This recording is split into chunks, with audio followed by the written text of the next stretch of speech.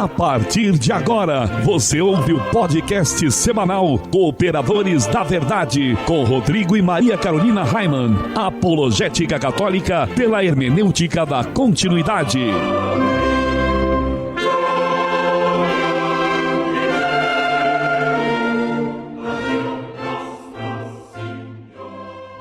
Olá, amigo ouvinte, paz e bem, aqui quem vos fala é o professor Raimann. Estamos começando mais um podcast semanal, Cooperadores da Verdade, apologética católica pela hermenêutica da continuidade. Aqui se fala a verdade, custe o que custar, doa a quem doer. E hoje nós temos uma novidade aqui nos Cooperadores da Verdade. Ao invés de apenas um convidado, nós temos 2 convidados, não é, Maria Carolina? É, isso mesmo. Primeiramente, muito bem-vindos. Obrigada a você, nosso irmão, que vai nos ouvir agora, nos acompanhar nesse podcast. Salve Maria! E nós queremos dar as boas-vindas ao casal Silvana e Valdir. Boa noite, Silvana. Boa noite, Rodrigo. Boa noite, Carol. Estou muito feliz em poder estar aqui novamente participando desse programa maravilhoso. A gente diz boa noite, né, Valdir? Mas a gente não sabe se a pessoa vai escutar de dia, na madrugada, né, à tarde, no meio-dia. A gente não sabe. É porque a gente está gravando à noite, acha que todo mundo vai escutar à noite também, né? Mas seja bem-vindo, meu amigo. Obrigado pelo convite e que todos escutem o dia inteiro, né? Tendo uma oportunidade de ligar aí o seu computador e dar continuidade aí no site, né? Escuta o programa que é muito bom, é realmente um debate do bem. E nós queremos lembrar, então, que a Silvana, ela participou conosco aqui no episódio número 18 da primeira temporada. E o Valdir também já participou conosco no episódio 13 da primeira temporada. E nós queremos lembrar que este programa é transmitido todas as terças-feiras às 21 horas, 9 horas da noite, pela web rádio Coração de Mãe, sempre cabe mais um, no endereço webradiocoraçãodemãe.com. Lembrando que esse Coração de Mãe é sem acento, né, gente? Todas as quarta-feiras, às 20 horas, pela web rádio Eclésia, dedemarsantos.com.br. Todas as quintas-feiras, às 20 horas, pela web rádio Navegantina, radionavegantina.com.br. Todas as sextas-feiras, às 20 horas, pela rádio Cristo Jovem, cristojovem.caster.fm. Todos os sábados, às 18 horas, pela web rádio Franciscanos, radiofranciscanos.com.br. Também aos sábados, às 21 horas, pela web rádio Missão Católica, radiomissãocatólica.com.br. E de segunda a sexta, às 21 horas, pela rádio Princesa das Matas, 1560 AM. valeagora.web.com.br. E com o objetivo de adquirirmos equipamentos novos para substituir os nossos que já estão sucateados e também poder devolver aqueles equipamentos que são emprestados, nós continuamos com a nossa vaquinha, né?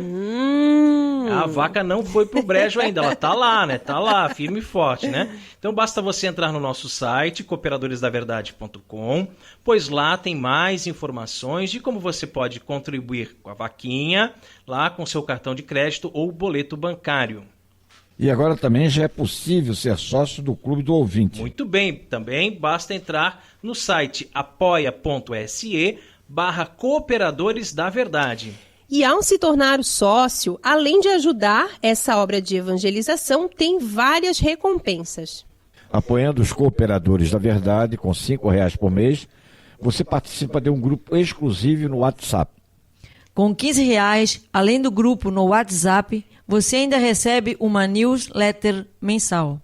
Isso mesmo, e apoiando os Cooperadores da Verdade com R$20 por mês, além do grupo no WhatsApp e a newsletter mensal, você tem um programa especial extra que nós gravamos exclusivamente para você todos os meses. Já pensou? É isso aí, muito legal. E o sócio do Clube do Ouvinte que contribui com R$30, a partir de R$30, além disso tudo que já foi falado, você ainda concorre a sorteios e brindes incríveis.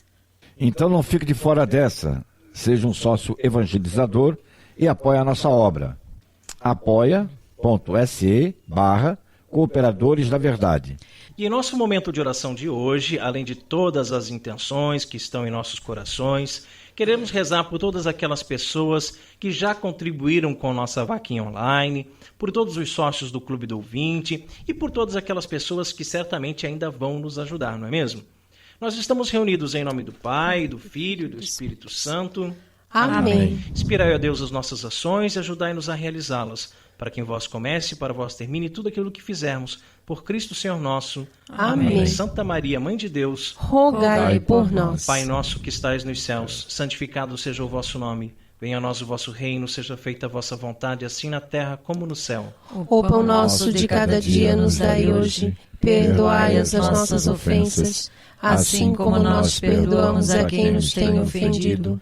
E não nos deixeis cair em tentação, mas livrai-nos do mal. Amém. Ave Maria, cheia de graça, o Senhor é convosco.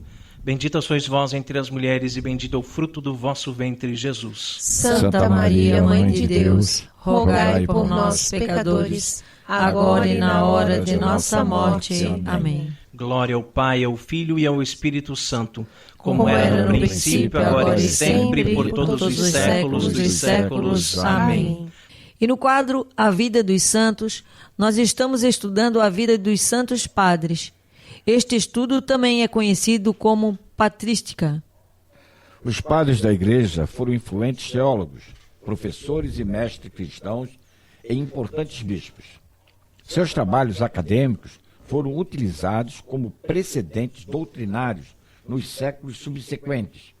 Os padres da Igreja são classificados entre o século II e VII. No último programa, nós falamos de São Vicente de Lérins. A vida dos santos. Silvana, quem foi o padre da igreja escolhido para o programa de hoje? O santo escolhido para o programa de hoje foi São Bento de Núrcia. Conta para o povo então, Carol, um pouquinho sobre a vida desse grande santo, São Bento. São Bento dedicou-se à vida de oração, meditação e aos diversos exercícios para a santidade. Abade vem de Abá, que significa pai, e isto o santo de hoje bem soube ser do monaquismo ocidental. São Bento nasceu em Núrcia, próximo de Roma, em 480, numa nobre família que o enviou para estudar na Cidade Eterna, no período de decadência do Império. Diante da decadência, também moral e espiritual, o jovem Bento abandonou todos os projetos humanos para se retirar nas montanhas da Úmbria, onde se dedicou à vida de oração, meditação e aos diversos exercícios para a santidade. Depois de 3 anos, numa retirada gruta, passou a atrair outros que se tornaram discípulos de Cristo pelos passos traçados por ele, que buscou nas regras de São Pacômio e de São Basílio uma maneira ocidental e romana de vida monástica. Foi assim que nasceu o famoso mosteiro de Monte Cassino. A regra beneditina, devido à sua eficácia de inspiração que formava cristãos santos por meio do seguimento dos ensinamentos de Jesus e da prática dos mandamentos e conselhos evangélicos, logo encantou e dominou a Europa, principalmente com a máxima ora et labora.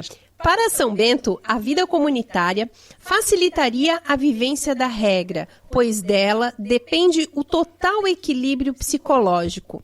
Desta maneira, os inúmeros mosteiros que enriqueceram o cristianismo no Ocidente tornaram-se faróis de evangelização, ciência, escolas de agricultura, entre outras. Isso até mesmo depois de São Bento ter entrado no céu com 67 anos. São Bento, rogai por nós.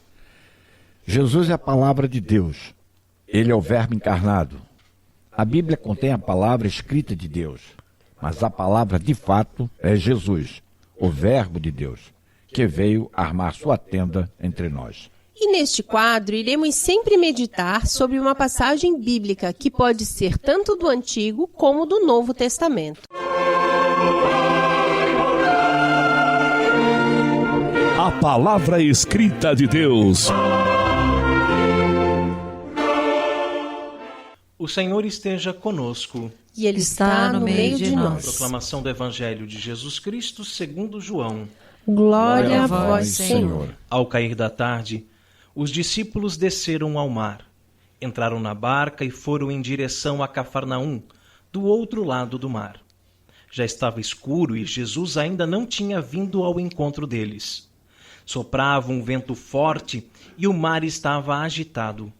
Os discípulos tinham remado mais ou menos 5 quilômetros quando enxergaram Jesus andando sobre as águas e aproximando-se da barca, e ficaram com medo. Mas Jesus disse: Sou eu, não tenhais medo. Quiseram então recolher Jesus na barca, mas imediatamente a barca chegou à margem para onde estavam indo. Palavra da salvação. Glória a vós, Senhor. Após multiplicar os pães pela primeira vez, Jesus atravessa o mar da Galileia de maneira mais do que inusitada. Estando já em alto mar, os discípulos avistaram ao longe o que parecia ser um fantasma, mas na verdade era o próprio Senhor a caminhar sobre as águas. Tomados de pavor, os apóstolos reconhecem a Cristo e são por ele confortados. Sou eu, diz ele, não tenhais medo. É bom lembrar que esse sou eu que Jesus diz é o mesmo sou eu com que Deus se manifesta, né, para o povo hebreu, né? Então esse sou eu é o próprio nome de Deus, né? A própria divindade se manifestando. Então eles sabem que se trata do próprio Filho de Deus. Trata-se aqui de um verdadeiro acontecimento, de mais uma manifestação histórica e concreta do poder de Deus através da qual Ele, Senhor do tempo e da história, quer transmitir-nos um ensinamento. Deste ponto de vista, a aparição de Cristo sobre as águas agitadas do mar da Galileia pode nos devolver aquelas duas atitudes ilustradas na reação das tubas antes e depois do sermão eucarístico, que às vezes tomamos diante dele. Com efeito, se o buscamos por interesses meramente temporais, como mercenários, esfomeados à procura de pão, ele se afasta de nós. Abandonados, assim, a nossa falta de fé.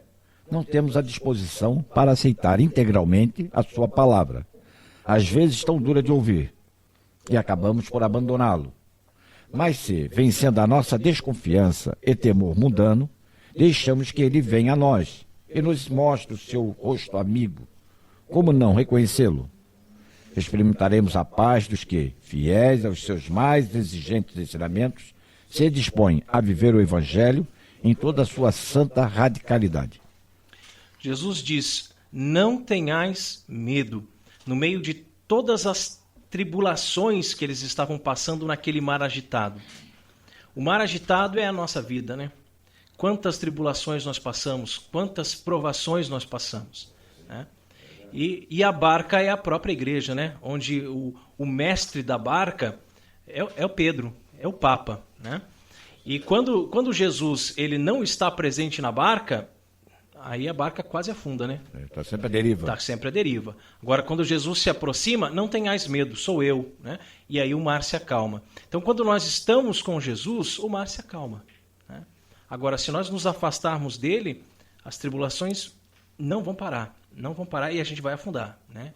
E a gente vai afundar e não tem jeito, né? Sem Jesus a gente não consegue sair. Agora, muitas vezes as pessoas procuram como mercenários, esfomeados, né? Porque querem uma graça, porque querem uma bênção, porque querem uma cura, porque querem um milagre, né? Isso é procurar Jesus de uma forma interesseira. Isso não é ter fé, né? Então nós temos que procurá-lo porque nós o amamos. Por isso peçamos hoje a nosso Senhor que nos encha de espírito de fé e confiança, a fim de podermos reconhecê-lo sempre presente e reconfortante em meio às agitações de um mundo que, infelizmente, já não crê mais. Que assim seja. E essa belíssima reflexão sobre esta passagem do Evangelho pode ser encontrada no site do Reverendíssimo Padre Paulo Ricardo, o nosso mestre em opressão. Nós somos os Cooperadores da Verdade e se você deseja ouvir os episódios mais antigos, inclusive os episódios da nossa primeira temporada, acesse o nosso site cooperadoresdaverdade.com. Valdir, qual é o conselho de Padre Pio para nós no programa de hoje? O Pai Celeste está sempre disposto a contentá-lo em tudo que for para o seu bem. Orando com Padre Pio. Jesus nos ensinou a chamar Deus de Pai. E de fato Deus é como um pai, bondoso e misericordioso. Um Deus justo que castiga para nos corrigir quando necessário, mas que através do sacrifício único, perfeito e definitivo de seu Filho na cruz, faz com que a misericórdia triunfe o juízo. Isso é muito bonito, né? A misericórdia triunfa o juízo. Ele sempre está disposto a fazer de tudo para nos ver felizes, fazer de tudo para nos ver bem, alegres e satisfeitos. Por isso, não precisamos ter medo de pedir para que Deus nos oriente, nos guie, nos mostre o caminho da felicidade, porque como um pai que ama, ele só quer ver os seus filhos felizes. E também acredito que pedir pelos outros também, né? Pedir pelos nossos amigos, aquelas pessoas que precisam de oração e que nos pedem, né, também, pela nossa família. Mas o que acontece é que, às vezes, se não somos atendidos em nossos pedidos, é porque não sabemos pedir. Ou porque pedimos coisas que são desnecessárias para nós. Ou ainda, coisas que não nos farão bem. Olha, gente, tem pai e mãe que fazem todos os gostos dos filhos. O filho pede algo e já saem correndo para fazer, para atender. E aí temos uma sociedade superlotada de pessoas mimadas, pessoas hedonistas e egoístas, que acham que o mundo gira em torno do seu próprio umbigo. Pessoas que não aceitam serem contrariadas. Tudo porque quando pequenas, bastava chorar. Bastava abrir um berreiro que seus pais faziam tudo para ele. Claro que nós, que somos pais, queremos o melhor para os nossos filhos. E às vezes com isso, acabamos comprando aquele brinquedo que ele pediu no Natal ou no aniversário, não é mesmo? Mas sabemos também que as crianças são muito consumistas, elas querem tudo, né? Se você fizer todos os gostos, não dá, não há dinheiro que banque tudo isso, né?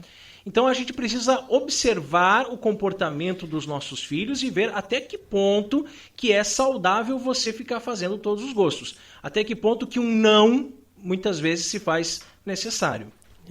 Em um passeio, tudo que a criança vê, ela quer. Mesmo que você tenha poder aquisitivo para comprar tudo, sabe que não deve fazer isso.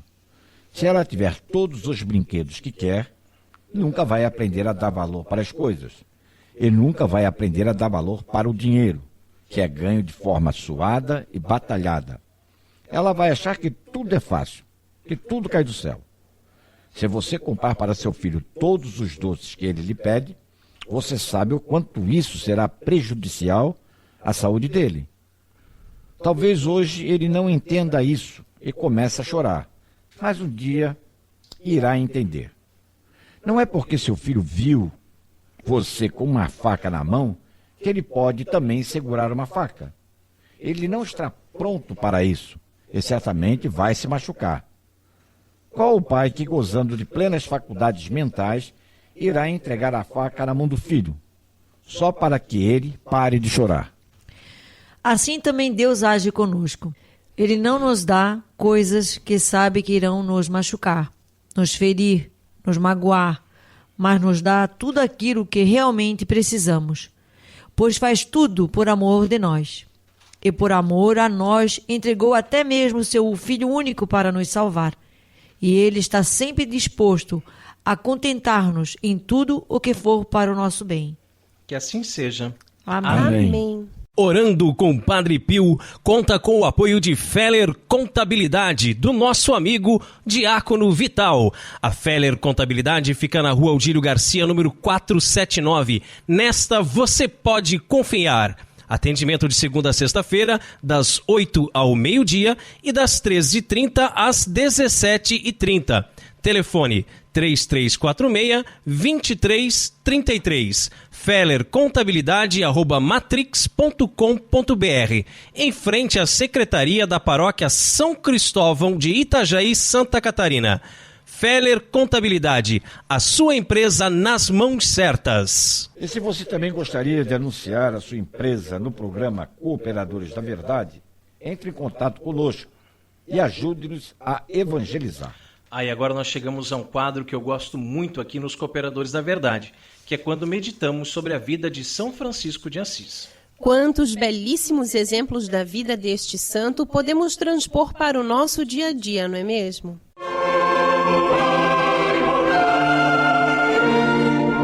Fontes franciscanas. São Francisco e a humildade sem máscaras. Muito já vimos a respeito da humildade de São Francisco. E hoje lembramos de 2 casos importantes. Então, para quem conhece a vida do santo, conhece esses 2 casos, né? Estão nas fontes franciscanas. Um diante de um bispo e outro diante de um homem rude. O bispo elogiou nosso seráfico pai diante de todos na igreja, dizendo: nesses últimos tempos, Deus iluminou sua igreja com este pobrezinho desprezível, simples e ignorante. Temos que louvar sempre o Senhor, pois sabemos que não agiu dessa forma com todas as nações. Foi um elogio que agradou São Francisco. Lembrando que Francisco não gostava de ser elogiado, e sim de ser desprezado. Mas este elogio agradou o santo, porque nele o bispo o chamou de pobrezinho desprezível e disse que temos que louvar o Senhor. Era isso que Francisco queria. O bispo captou exatamente a ideia, o ideal de vida de São Francisco. A ideia de que Deus é quem deveria ser louvado sempre, e nunca ele, que não passava de um pobrezinho desprezível. Apesar de todas as qualidades que nosso angélico pai tinha, apesar de todos os dons extraordinários, ele gostava de fato de se ver assim, como um pobrezinho desprezível. E é o que todos nós deveríamos fazer, né? Todas as pessoas, né? Quem nós somos, né? Nada, né? Nós não somos absolutamente nada. nada. Né? Diante da grandeza de nosso Senhor Jesus Cristo, né? Nós não somos nada. Né? Francisco mesmo rezava, né? Dizendo: quem sou eu e quem és tu? Né? Eu, um vermezinho miserável, e tu, Senhor dos senhores, né? E tudo mais. Então, a gente não é nada diante de Deus. E temos que nos colocar dessa forma na sociedade, no dia a dia. Porque muita gente quer só aparecer na sociedade, né? Quer galgar cargos, posições sociais, e muitas vezes pisando um no outro, né? Somos todos irmãos. Porque com que objetivo que nós fazemos esse tipo de coisas, né? É. E no outro exemplo, que vale a pena comentarmos, São Francisco se encontra com um homem rude, ou seja, com alguém sem estudos, uma pessoa simples, ignorante, um camponês que não tinha a menor condição de dar conselhos a ninguém. Francisco, por estar muito doente, passa montado num burrinho pelo terreno em que estava trabalhando aquele homem. O camponês, ao avistá-lo, foi correndo perguntar se ele era Frei Francisco. Ao receber a confirmação de que realmente tratava-se do Poverello de Assis, ao contrário de muitos outros que o louvavam, o bendiziam, o pediam curas, né, enchiam a bola de São Francisco, este homem abriu a boca para dar um conselho ao santo. Abre aspas, hein, olha lá. Trata-se de ser tão bom como todos dizem, porque são muitos os que confiam em ti. Por isso te aconselho a não seres diferente daquilo que esperam de ti. Fecha aspas. E isso agradou muito o santo de Deus, que pulou do burrinho, prostrou-se diante daquele homem rude e lhe beijou os pés com humildade, agradecido porque se tinha dignado a dar conselhos. São Francisco tinha que ser exatamente aquilo que ele pregava, né? Que ele não podia fazer uma coisa, parecer uma coisa e viver outra, e ser outra, né? Porque várias pessoas viam ele como uma pessoa boa, uma pessoa de Deus e tal, e que ele tinha mesmo que ser aquilo, né? Porque... É a questão do testemunho que a gente fala bastante aqui, né? Da gente viver aquilo que prega. É isso né? mesmo. Então, se nós pregamos a doutrina da igreja, nós pregamos a verdade, nós pregamos os sacramentos, nós temos que viver isso, nós temos que viver os sacramentos, nós temos que viver a doutrina da igreja, nós temos que ter isso no nosso dia a dia. De nada valeria nós termos um apostolado na internet, um programa nas rádios, vídeos na internet, se nós vivêssemos aí na lama, né? Vivêssemos completamente o contrário daquilo que a gente fala, daquilo que a gente prega, daquilo que a gente tenta ensinar. E agora, o que foi a admiração do santo foi ver que quem deu esse conselho para ele foi um homenzinho rude, um camponês, simples, sem estudos. De onde faz a gente tirar a conclusão que foi o Espírito Santo que inspirou esse homem. Com certeza. Né? Que ele não teria capacidade de dar um conselho, mas quem foi dar esse conselho foi o próprio Espírito Santo que usou daquele homem simples. E aí a gente chega naquela tecla. Muitas vezes a Carol brinca aqui. Eu quero deixar bem claro que é só brincadeira. Pode ser que alguém leve a sério em casa, está escutando. Ai, como é bom ter um teólogo. Isso é brincadeira da Carol, né? Isso é brincadeira, porque de nada vale você ser um teólogo, de nada vale você ter estudado e ser conhecedor da doutrina e dos dogmas e dos ensinamentos, se você não vive a fé no seu coração. Se eu souber, vou estar acima. Exatamente. Então, quantas pessoas rudes, como diz o texto, sem estudos, sem nada, e que tem uma fé ardente, né? Uma fé que é bonita de se ver. Quem já andou por aí, pelos campos, né? Pelas fazendas, por lugares assim, ermos, e encontra aquelas pessoas que vão domingo de manhã na Santa Missa, com piedade, com uma fé verdadeira, uma fé íntegra, e às vezes não sabe nem escrever, nem assinar o seu nome. Então, para procurar a Deus, estão prontas, exatamente, né? Estão disponíveis para iniciar uma semana santificando a família, né? É isso mesmo.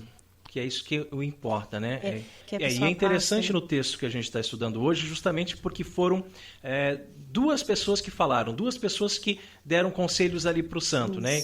Que falaram com ele. Um bispo da igreja, e que naquela época, no século XIII, eram riquíssimos, os bispos, e um homem pobre. E os dois foram usados pelo Espírito Santo. Então, o Espírito sopra onde quer. Ele pôde pegar um bispo que podia até estar corrompido, até estar vivendo em pecado, usando ali do dinheiro e tal, e falou através daquele bispo. Pôde pegar um homem simples, rude, ignorante, e falou através daquele homem. Então a gente tem que estar muito atento ao que o Espírito Santo tem para falar para nós. Que muitas vezes a gente reza e diz, porque Deus não me escuta, porque Deus não fala comigo. Deus fala o tempo todo, através das pessoas, né? E das pessoas que a gente mais pode se surpreender é que vem a mensagem de Deus para nós. Isso, nem sempre a mensagem é aquilo que queremos ouvir, né? É verdade. É isso que temos que estar atento. O puxão de orelha é forte, né? E nesses dois exemplos da humildade de São Francisco, podemos ver que ele era sempre humilde, em todas as ocasiões, independente da presença de quem ele estivesse. Podia ser um bispo da igreja ou um rude camponês. Francisco era o mesmo, não usava máscaras. Ele era puro de coração. Podia ser feito de humilde na frente do bispo, só para aparecer. Mas no caso de um rude camponês, o humilhar dizendo para sair dali e ir cuidar da sua vida, São Francisco poderia ter ficado zangado. Afinal, quem era aquele camponês para dar conselhos a tão grande santo, não é mesmo? Mas Francisco não era assim. Embora conheçamos muitas pessoas hoje em dia que o são, fazem-se de humildes na presença de autoridades, mas humilham os mais pequeninos. Na frente de uns, agem de tal forma, na frente de outros, mudam completamente. Neste tempo de tecnologias e redes sociais, é que a gente vê muitos absurdos na internet. Alguém posta alguma coisa nas redes sociais e espera que todo mundo concorde com ele. Mas se recebe um comentário contrário à sua posição, não consegue ter a humildade de aceitar um conselho, ou até mesmo não consegue respeitar o direito que o outro tem de pensar diferente. Espelhemo-nos em São Francisco e nos lembremos de que muitas vezes Deus usa os mais pobres, os sofredores de rua e os mais pequeninos para falar conosco. E realmente, né, nas redes sociais a gente percebe como as pessoas postam uma foto, esperam um elogio, né? Espero que alguém vá tecer ali um elogio, ou você coloca uma frase, um comentário, alguma coisa, esperando que as pessoas vão concordar com você. E se alguém vem discordar, você sai daqui. O que você está vindo fazer aqui? É o meu perfil, o que você está vindo fazer aqui? Mas se ele é seu amigo naquela rede social, você postou alguma coisa, ele tem o direito de interagir ali com você também e mostrar a opinião dele. O que me aborrece, muitas coisas me aborrecem nessas redes sociais, muitas. Né? Tenho vontade de sair do Facebook, de sair dessas coisas, porque me aborrece muito. Mas assim, católico que posta a frase de Chico Xavier.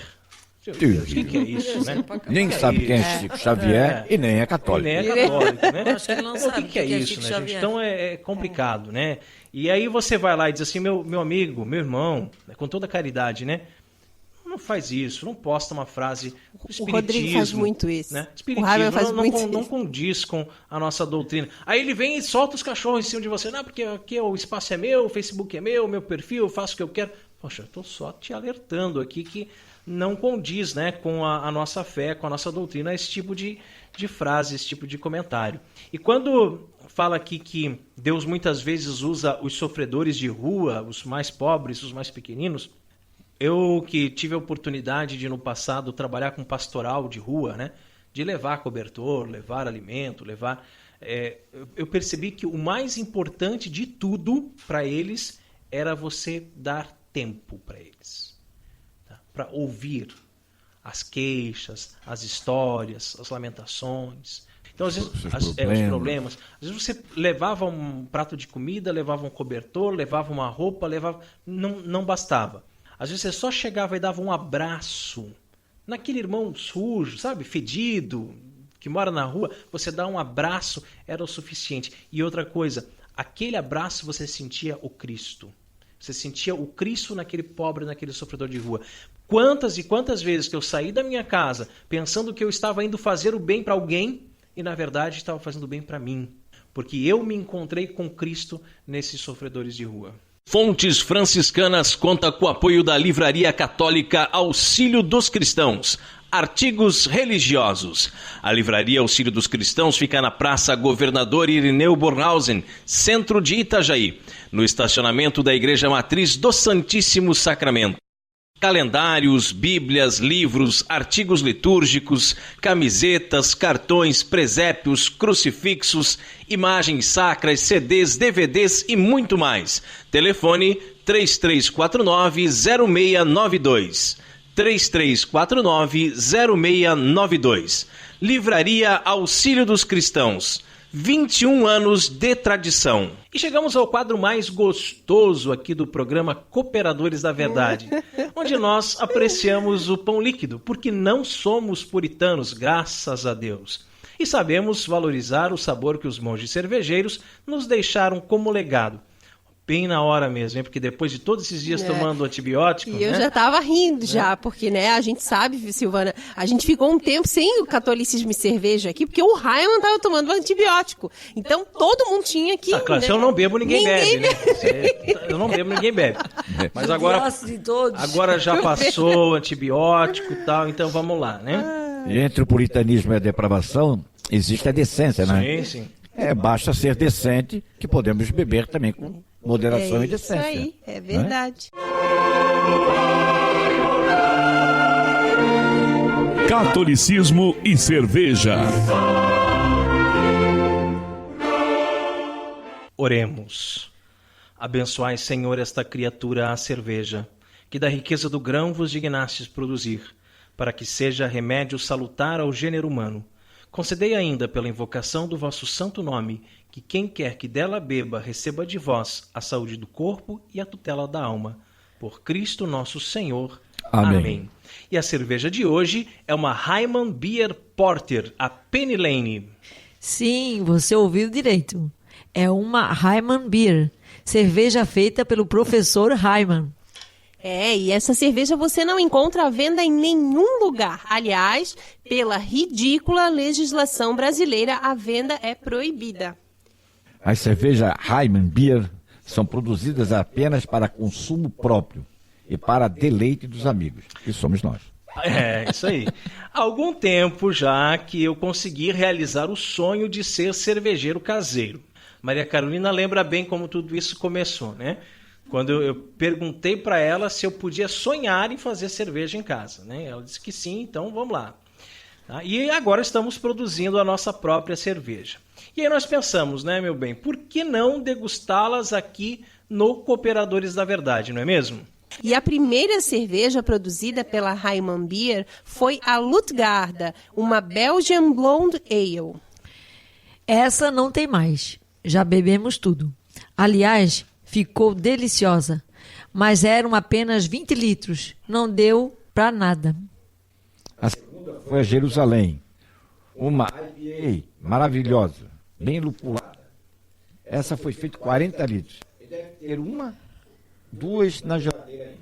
Quem sabe no próximo programa a gente degusta ela, né, Raimundo? A Jerusalém. É uma ideia. Pegar aquela uma ou duas que tem ali, a gente consegue degustar. Pode ser que a gente faça uma visita de surpresa. E a terceira, né, cerveja produzida pela Hyman Beer foi a Penny Lane, da qual também são 40 litros. A cerveja Porter é uma tradicional estilo da escola britânica, que tem origem certa e grande popularidade mundo afora. As primeiras menções históricas à cerveja Porter remontam ao início do século XVIII, na Inglaterra. Existem algumas teorias divergentes sobre a sua origem, porém, o fato é que estas cervejas mais escuras e de perfil torrado faziam sucesso entre os clientes dos pubs e, mais notoriamente, entre os trabalhadores que transportavam cargas nos mercados locais e nos portos, chamados popularmente de porters. Hyman, explica para nós por que o nome Penny Lane. Muito bem. Penny Lane é uma famosa rua na cidade de Liverpool, que virou canção dos Beatles. Então os Beatles, eles são da cidade de Liverpool, né? Então tem aquela canção que diz assim: Penny Lane is in my ears and in my eyes, there beneath the blue suburban skies. Aí veio o nome da cerveja. Eu acho que eu entendi. Liverpool é uma cidade portuária da Inglaterra, então tudo a ver com o estilo. Isso mesmo. A temperatura de serviço dessa cerveja é mais ou menos 6 graus. O IBU em torno de 35. O teor alcoólico 6%. A cor é bem pretinha, né? Ela está disponível aqui em garrafas de 600 ml e o copo sugerido é o Pint, ou Pint. Cerveja de estilo Porter, com aroma e sabor de maltes torrados, lembrando café e chocolate, e também aroma floral de lúpulo aromáticos. Harmoniza com queijos azuis, queijo de fungo branco, frutas vermelhas, nozes pecanas, chocolate amargo e sobremesas à base de chocolate. Mas nós viemos aqui para beber ou para conversar? Ein Prosit, der Gemütlichkeit. Cerveja de verdade. O cheiro tá bom, hein, gente? É bem acentuado o gosto do café, né? Bem... Não sei se vocês conseguem sentir. Sim, bem. E aí as pessoas perguntam, vai café na receita? Não, não vai café. É só porque o malte torrado... Gosta? Assim, forte. Gosto. Tem um pouco de sabor de chocolate. Sim. Lembra, né? Fundo de chocolate, né? Muito boa. É tudo o malte torrado que dá. E é bacana quando a gente faz, porque ela não vai só malte torrado, vai malte Pilsen na receita. E a maior porção é do Pilsen, que é o claro. O pacotinho pequenininho de malte torrado já deixa toda essa cor assim. ela tinge, né? Você está fazendo assim, você coloca aquele malte assim, fica todo... E se você produz cervejas artesanais e gostaria de ter a sua cerveja degustada aqui no programa Cooperadores da Verdade, entre em contato conosco. Catolicismo e Cerveja conta com o apoio da Beer House Cervejas Especiais. Empório especializado em cervejas nacionais e importadas, com agradável espaço para degustação e inúmeras opções para presentes. Produtos para harmonização, copos, taças, kits e cestas e, é claro, muita cerveja. Aberto ao público de segunda a sexta, das 15 às 23 horas e aos sábados, das 10 às 22 horas. A nossa missão é trazer o universo cervejeiro cada vez mais próximo dos apreciadores dessa bebida inigualável. A Beer House está situada na Avenida Coronel Marcos Conder, número 950, Sala Térrea, Centro, Itajaí, Santa Catarina. beerhousemkt@gmail.com. Fone 3045-5821. Beer House, a primeira casa cervejeira de Itajaí. E no quadro mais polêmico do nosso programa, hoje vamos falar sobre comunhão nos lábios e de joelhos.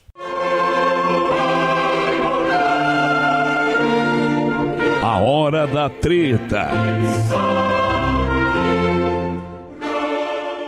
Eu posso receber a Sagrada Comunhão de joelhos e na boca? Raimundo. Então, vamos responder assim diretamente com um grande pode.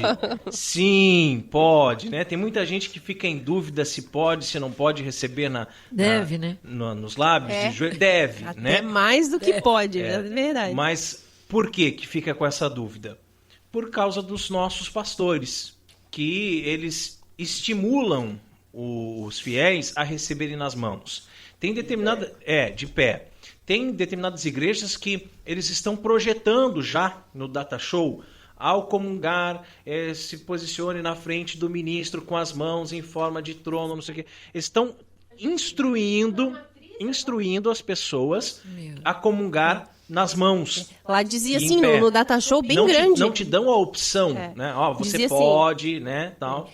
Tem uma foto de uma pessoa assim com a mão, assim, né, para receber. E estava escrito, receba a comunhão com a mão esquerda e leve a boca com a mão direita. Não, e o que mais dói é quando tu tá na fila da comunhão, vai receber a comunhão, ele olha com aquele rosto de reprovação parece que tu é que tá errando. Sim, ele faz você sentir culpa, né, por querer receber nos lábios e de joelhos. Então tu tem que estar bem firme naquilo que tu queres mesmo. Sim. E agora assim, por que a gente quer receber nos lábios, por que a gente quer receber de joelhos? Tem muita gente que acha, erroneamente, que isso seria apenas um ato de penitência. Porque a pessoa está fazendo uma penitência, por isso ela quer se ajoelhar, por isso ela quer receber nos lábios. Não é um ato externo, não é um ato de penitência, mas é um ato de adoração. É porque você sabe quem você está recebendo, não é o quê.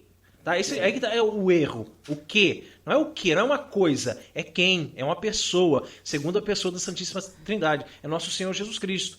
Então, você vai ali com o seu coração adorador, você vai se prostrar de joelhos diante do Senhor dos Senhores, né? Não é uma coisa. Você pega uma hóstia, você parte ela em duas, cada pedaço daquilo tem Jesus inteiro. Corpo, sangue, alma e divindade. Partiu em 4, Jesus inteiro. Um pedacinho que sobrou na sua mão é Jesus inteiro. Por mais que seja uma partícula microscópica, né? É inteiro. Então, se você pega na mão, corre o risco de ficar uma partícula na palma da sua mão. Depois você vai limpar na roupa, você vai colocar essa mão, sabe-se lá onde, né? Até a gente vê algumas pessoas, né, assim, um pouco mais piedosas, que olham a mão, né, e lambem, assim, até botam na boca, né, para tirar, ou com a mão, assim, tiram, né, tudo que vem ali na mão. Mas, ainda assim, não é um ato totalmente piedoso, né? Porque realmente as mãos, como o Rodrigo falou, né? Sabe-se lá onde estavam essas mãos, né? E bem o que o Valdir bem colocou a respeito de todas as partículas, né? Quando você coloca nos lábios, ou aliás, o ministro coloca nos seus lábios, não há como se perder nada, né? E nós ainda, eu e o Rodrigo, a gente tem nos ajoelhamos, né, com um ato de adoração. Eu me lembro que, assim, eu fui catequista durante 15 anos da minha vida. Mas eu hoje digo que eu nunca fui catequista, assim, porque... Precisava de alguém que te catequizasse, na verdade, exato. Né? Porque, na verdade, nós usávamos aquele livrinho da CNBB, né? Aquele livrinho que vem da arquidiocese. De base, né? E... que realmente de catecismo não tem nada, né? E nós ensinávamos as crianças a botar a mãozinha direita embaixo, a mãozinha esquerda em cima, receber, pegar com a mão direita, tudo isso. E durante, né, a minha vida toda eu sempre fiz isso. Eu não sabia, né, que podia comungar de outro jeito, que era um direito, né? Mais do que qualquer coisa, é um direito do fiel escolher a forma que ele quer receber a Eucaristia. E aí, quando eu comecei a namorar o Raiman, ele já comungava de joelho e nos lábios. E aí aquilo foi assim, me tocando, sabe? E eu me lembro ainda, a primeira vez que eu comunguei de joelhos foi na paróquia de São João. E eu nunca precisei falar pra você assim, Carol, não. Faça assim porque assim é melhor, porque assim não. É só o exemplo, né? Foi só de ver, assim, via o namorado comungar de joelhos, tal, e a gente fala agora aqui das partículas, né, na mão, mas e quantas partículas caem no chão? E quantas pessoas que pisam depois em cima do corpo de Cristo. Então Jesus é pisoteado durante a Santa Missa. Muito. Já não bastou ser flagelado, ser pregado numa cruz, ter colocado uma coroa de espinhos. Agora toda a Santa Missa ele é pisoteado porque as pessoas pegam com as mãos. E a Carol explicava ali que ensinava para os catequizandos a colocar a mão uma em cima da outra e tal. Tudo. Mas e quanta gente que vai direto com os dedos em forma de pinça? Nem cuida, né? Nem cuida, né? Nem tem um cuidado, nem tem um zelo. Nem bota a mão por baixo, por quê? né? Porque não sabem quem eles estão recebendo. Parece que é uma coisa, é uma bolachinha, né? É um momento de recreio na missa, né? Vamos comer ali um pedacinho de pão. É verdade. E já na nossa paróquia lá muitas vezes vamos na missa ali e tem o acólito que está com a patena, né? Então aquilo ali já te indica que tens que receber na boca. Na boca, exato. Não é verdade? E sim. É tão lindo quando acontece isso, porque tu sabe que vai ser o mínimo. Sim, exato. De pessoa que vai pegar na mão. Não existe nenhum tipo de profanação, né? Da gente ver o corpo de Cristo de qualquer jeito e tal. E é uma coisa assim, ó, que a gente olha daí depois na TV, por exemplo, a missa que passa, né? Aqui a missa do Galo, as missas do Vaticano. Ninguém comunga na mão lá. Ninguém comunga. Então a gente viu aqui, basicamente até agora, duas motivações. Uma para evitar que as partículas se percam e a outra como um ato de devoção, um ato de adoração na presença real de Cristo no sacramento da Eucaristia. Eu queria ler aqui um pedacinho do que diz Santo Tomás de Aquino na Suma Teológica, tá? Como forma de reverência para com este sacramento, nada o toque, mas o que é consagrado, uma vez que o corpo e o cálice são consagrados, também as mãos do sacerdote para que toquem esse sacramento. Por isso não é lícito a ninguém tocá-lo, exceto por necessidade, por exemplo, se fosse cair sobre o chão, ou então em algum outro caso de urgência. Então o que Santo Tomás de Aquino quer dizer aqui na Suma Teológica? Que só o sacerdote é que pode tocar o corpo de Cristo, nem o ministro, nem ninguém. Então o ministro deve receber diretamente das mãos do padre, como nós também devemos receber das mãos do padre. Ninguém pode tocar o corpo de Cristo, a não ser os ministros ordenados, não os ministros extraordinários. E aí a gente entra naquela questão que nós conversávamos agora há pouco antes do início do programa, de situações em que o sacerdote deixa o cálice com o sangue, né, com o vinho consagrado, e o ministro extraordinário vai lá, pega o corpo de Cristo e ele mesmo intinge no sangue e comunga. É uma autocomunhão. Isso é errado.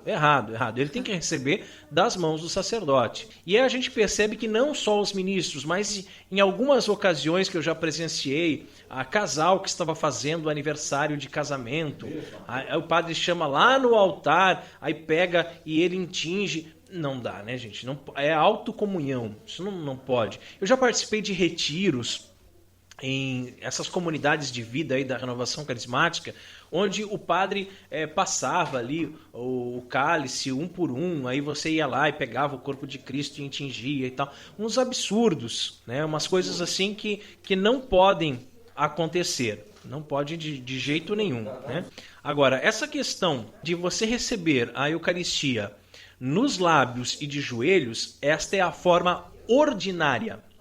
É a forma normal. A forma de você receber nas mãos, em pé, é a forma extraordinária. E que passou a ser a ordinária.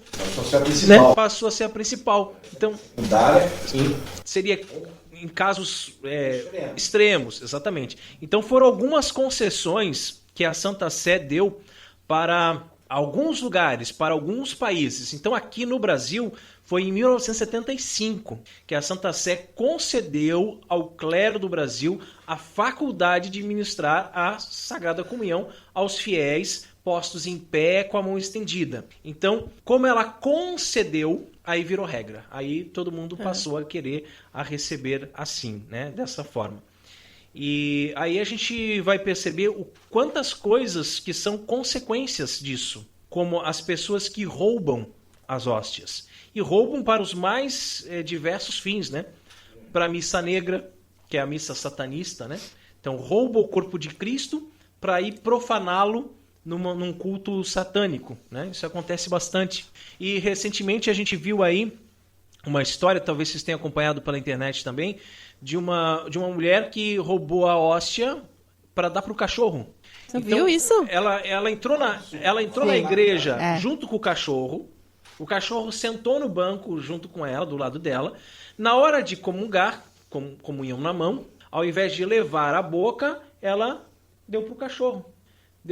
Foi excomungada automaticamente, porque a excomunhão é lato sentense, né? É automática, tá? Mas ela colocou isso nas redes sociais e as pessoas no Facebook escreviam comentários apoiando a atitude dela. Não. Estão assumindo também sua... Também estão sendo excomungadas, né? Uhum. Não, mas é que o cachorrinho também é um filho de Deus. Por isso ele também pode comungar. E ainda o padre deu uma entrevista para esse jornal e o padre dizia que pouco tempo depois, né, em confissão, ou não foi em confissão, né? Não, outras pessoas procuraram ele para dizer que já fizeram a mesma coisa. Que o cachorro estava doente em casa e aí eles levaram um pedaço da hóstia para o cachorro em casa. Pensa nisso. E aí o padre ainda fala na matéria que ficou preocupado com essa situação e daí na homilia então começou a falar sobre isso. Isso aconteceu, você falou, somos franciscanos, isso aconteceu numa comunidade chamada São Francisco de Assis ainda. Mesmo. Agora, por falar em pedaço de hóstia, gente, olha o absurdo. Diz que certa vez um fiel, bem infiel, né? Bem infiel, na verdade, ele foi participar de uma missa no Vaticano, e na época o Papa era João Paulo II. E aí ele quis levar de recordação, porque ele foi no Vaticano, ele foi comungar com o Papa, então ele levou de recordação uma hóstia que foi consagrada pelo Papa. E levou, e guardou na casa dele. Depois o Papa João Paulo II morreu, aí foi canonizado, então agora vale mais, porque agora é santo, é São João Paulo II. Então ele anunciou na internet, num site de vendas, aquele eBay, né?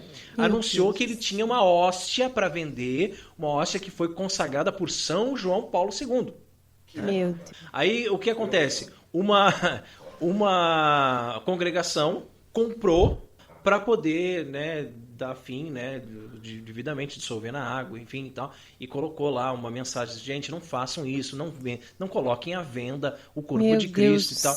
Né, Judas já tinha vendido por 30 moedas, né, agora o cara quer vender dessa forma. Mas são muitos os absurdos, são muitas coisas. Aquele artista lá na Espanha, né, em Pamplona, que roubou 242 hóstias consagradas. Vocês viram isso? Tá?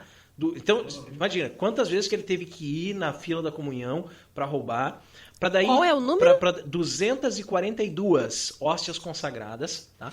Para daí foi ano passado, para fazer uma obra de arte, tá? Entre muitas aspas aqui, escrevendo na rua, né? Numa calçada na rua, escrevendo a palavra pederastia. Que, para quem não sabe, pederastia é a prática sexual entre um homem e um rapaz. Então, ele escreveu pederastia com as hóstias consagradas. Então é uma afronta que se faz à nossa fé. A questão que nós falávamos antes do programa: a comunhão dos noivos. A gente vê muito disso, que o noivo dá a hóstia consagrada, o corpo de Cristo para a noiva e vice-versa. Eu cheguei a ver o absurdo de um padre num casamento, tá? Isso tem filmado, tá? Eu já vi na internet, tem filmado. Um padre num casamento que fez o noivo e a noiva irem lá no altar, um segurando o cálice e outro segurando a hóstia, a grande, na hora do pôr Cristo com Cristo em Cristo. Tá? Fazer a elevação. Fazer a elevação do corpo e o sangue do Senhor no altar, feita pela mão de leigos que estavam ali casando. Sim. E são absurdos, são absurdos. Olha só, tem algumas igrejas que eles dão a comunhão em 2 espécies. É bom a gente deixar bem claro que quando você recebe o corpo de Cristo na missa, você está recebendo o corpo e o sangue, porque todo corpo tem sangue, tá? Ele é inteiro. Então tem gente que diz assim, mas só o padre é que bebe o sangue e os fiéis só o corpo. Não, é corpo e sangue. Não é corpo morto? Exatamente, é um corpo vivo. Exato, exatamente isso. O corpo vivo, por isso tem o sangue. Agora, existe a opção também, dentro das constituições, tudo regulamentado certinho, de ser distribuído corpo e sangue, as 2 espécies que a gente fala. Aí tem que ter todo um aparato especial para isso e tudo mais. Como a Silvana lembrou, da patena A embaixo, patena né? O que acontece? A gente vê que o sacerdote, ele intinge o corpo no sangue e vai entregar para o fiel, ele quer pegar na mão.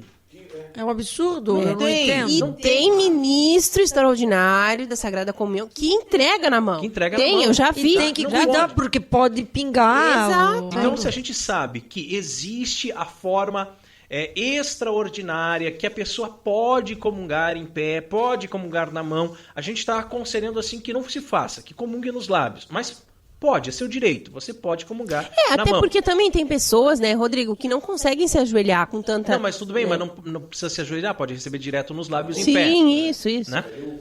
Tá? Sim. Isso é o correto, mas tudo bem, existe a possibilidade, a pessoa pode pegar na mão. Agora, quando é 2 espécies, não pode pegar na mão. De Isso tem que jeito ficar nenhum. bem claro. 2 espécies é direto nos lábios, não tem outra isso opção. aí. Não existe outra opção. Tem um bispo, que ele é auxiliar da Arquidiocese de Maria Santíssima em Astana, no Cazaquistão. Tá? É o Atanásio Schneider, não sei se vocês já ouviram falar. Ele fala das 4 consequências gravíssimas da comunhão na mão. Eu quero encerrar então essa hora da treta falando dessas 4. A gente já falou, mas daí fica bem claro para as pessoas. Primeira, perda de fragmentos. Né? Comentamos bastante sobre isso. Segunda, o roubo de hóstias para profanação, para uma série de coisas. Terceira, é o gesto mínimo de adoração. Então, quando você pega na mão, você está tendo o mínimo de adoração possível. Então, você poderia demonstrar mais adoração se ajoelhando, né? Ou simplesmente recebendo nos lábios. E a quarta consequência gravíssima é o fato que ela se torna similar a uma refeição comum, a uma comida qualquer. Pega com a mão, Você vai né, lá, de pega qualquer com a mão, jeito. coloca na sua boca e tal. Parece uma né? bolacha. Aí, aí o noivo dá na boca Tem da gente noiva, que né? trata como se fosse uma bolacha. Rezemos a Virgem que nos proteja, nos guie e cuide do nosso apostolado. Salve, Salve, Rainha, Mãe de misericórdia, vida, doçura e esperança nossa, salve. A vós bradamos, degredados filhos de Eva, a vós suspirando, gemendo e chorando neste vale de lágrimas. Eia, pois, advogada nossa, esses vossos olhos misericordiosos a nós ouvei, e depois desse desterro mostrai Jesus. Bendito o fruto do vosso ventre, ó clemente, ó piedosa, ó doce e sempre Virgem Maria. Rogai por nós, Santa Mãe de Deus, Para que sejamos dignos das promessas de Cristo. Amém. Amém. E chegamos ao fim de mais um programa Cooperadores da Verdade. Venha você também ser um cooperador. Colabore com o nosso apostolado, fazendo a sua doação, para que possamos adquirir equipamentos melhores e manter esse programa no ar. Eu quero agradecer aqui o convite aqui, né, do casal aqui, que temos aqui uma grande zelo de respeito e admiração, né, porque nesses tempos onde tudo pode, aqui as coisas podem também, mas de uma maneira correta, digna e santa, pensando sempre que, em primeiro lugar, Deus é a nossa cabeça, através de nossos representantes. Então, eu estou aqui muito grato aqui por esse convite. É uma satisfação muito grande estar com o Rodrigo e com a Carol, pois eu os conheço há pouco tempo, né? Mas às vezes parece que eu conheço há muito tempo. Isso é verdade. Obrigado. Carol e Rodrigo, também quero aqui deixar o meu agradecimento. Estou muito feliz em poder retornar a esse programa, tá? Muito obrigada. Muito obrigada, né? Sem palavras para agradecer a amizade de vocês e o carinho, né, de terem vindo aqui mais uma vez gravar conosco. Obrigada também, obrigada, Raiman. Paz e bem. Obrigado a todos os nossos ouvintes que nos acompanharam. Obrigado, meus amigos, Valdir e Silvana. Sejam sempre bem-vindos. Retornem sempre que quiserem. As nossas portas estão sempre abertas para vocês, nosso coração também. Obrigado, meu bem, Carol. Deus abençoe a todos. Paz e bem.